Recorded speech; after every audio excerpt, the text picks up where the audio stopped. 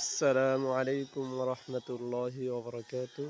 সম্মানিত দেশবাসী, আপনাদের অবগতির জন্য জানাচ্ছি যে নাঙ্গলকোট উপজেলার জোড্ডা পশ্চিম ইউনিয়নে অবস্থিত করফাতি দারুল উলুম সৈয়দ সুরুজ মিয়া মাদ্রাসা অত্যন্ত চমৎকার একটি মাদ্রাসা, খুবই প্রাকৃতিক দৃশ্যে ভরপুর একটি মাদ্রাসা। এখানে প্রায় 6 জন শিক্ষক রয়েছেন এবং 142 জন ছাত্রছাত্রী রয়েছেন।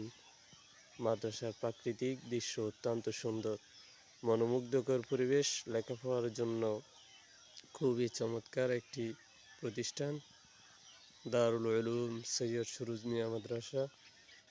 আপনাদের দেখে পছন্দ হবে, মাদ্রাসাটা খুবই সুন্দর, মনোমুগ্ধকর প্রাকৃতিক দৃশ্যে অবস্থিত এটি। এগুলো হলো ছাত্রছাত্রীদের ক্লাসরুম, শ্রেণীকক্ষ।